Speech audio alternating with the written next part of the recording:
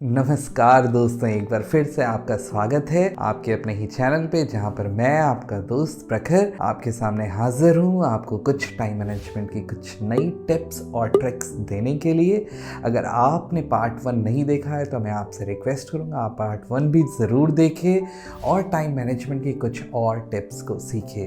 अब हम पहुँचते हैं अपने टिप्स और ट्रिक्स के अगले पड़ाव पे, और 4 टिप्स हमने ऑलरेडी सीख ली थी। मैं उनको एक बार रिपीट करना चाहता हूँ। वो थी prioritize task, set goals, create schedule, break task into smaller steps. Part 2 में हम सीखेंगे। तो पहली टिप है पार्ट 2 की, वो एलिमिनेट डिस्ट्रैक्शंस।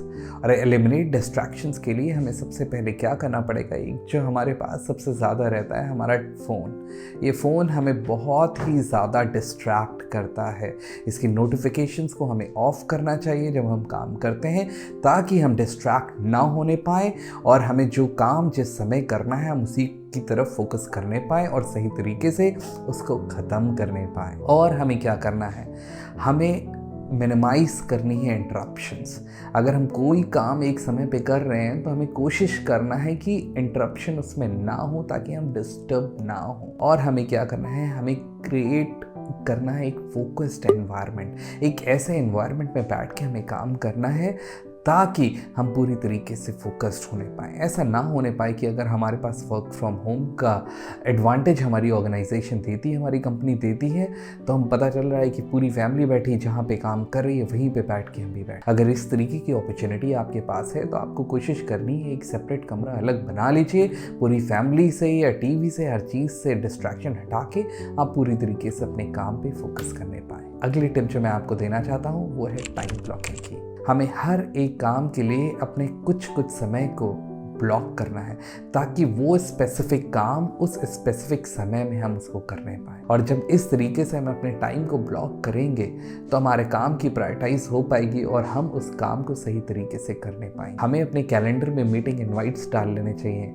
अगर एक मैं टिप और आपको देना चाहता हूँ, आप क्या कर सकते हैं, अपने कैलेंडर को खोल सकते हैं और जब काम को आप बनाएंगे, काम को सेट करेंगे, तो बस वो टाइम के हिसाब से आप एलोकेट करते हैं। इस समय से इस समय आपको ईमेल्स लिखनी है, इस समय से इस समय आपको जो है मीटिंग में जाना है, इस समय फला से फला समय के बीच में आपको फीडबैक लेना है अपनी टीम से। तो इस तरीके से आप अपने टाइम को ब्लॉक कर सकते हैं। ये भी एक अच्छी टाइम मैनेजमेंट की ट्रिक है। अगली ट्रिक के ऊपर हम बढ़ते हैं, वो है लर्न टू से नो। जी हाँ, ये बहुत इम्पॉर्टेंट है। हम क्या करते हैं, हम बस चाहते हैं कि हम किसी को नाराज़ ना करें, और जो भी काम आता है, मेरा बॉस है जो कुछ भी हमें देता है, हम उसको बस करते जाएं।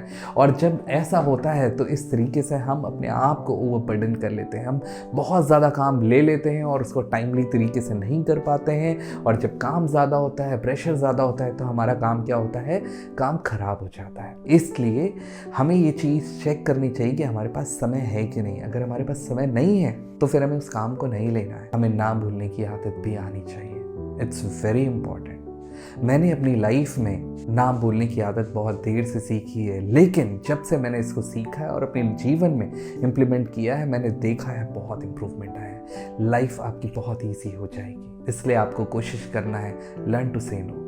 ऐसा मतलब नहीं है कि हर एक बात में, हर एक काम के लिए हमें नो बोलना है। हमें अपना टाइम देखना है, हमारे पास कितना कैलेंडर में टाइम बचा है, हम क्या कर सकते हैं, क्या नहीं कर सकते हैं, उसके हिसाब से हमें डिसीजन लेना है। आखिरी ट्रिक जो कि इस वीडियो के लिए है, पार्ट 2 के लिए, वो है डेलीकेट व्हेन पॉसिबल। अगर हमारे पास रिसोर्सेज हैं, हमारे पास ऑप्शंस हैं कि हम काम को पास ऑन कर सकें या दूसरे लोगों से करा सकते हैं, तो डेफिनेटली हमें कराना चाहिए। इससे बहुत सी चीज़ें होंगी। Suppose if you are a boss, आप एक बॉस हैं, आपके पास एक टीम है और पूरी टीम काम कर रही है साथ में, तो आपको ये देखना पड़ेगा कि आपके पास कौन सा रिसोर्स किस चीज़ में अच्छा है। हर चीज़ आपको ये नहीं सोचना है कि आप बेटर हो, आप अच्छे से कर सकते हो तो सब कुछ आपको करना है। ऐसे नहीं होता, ऐसे टीम नहीं चलती है। आपको कोशिश करनी है जो आपके साथ में है उनको भी सिखाना है, उनको भी बढ़ाना है, और उस काम को आपको अलग अलग रिसोर्स के बीच में बांटना पड़ेगा ताकि वो काम होने पाए।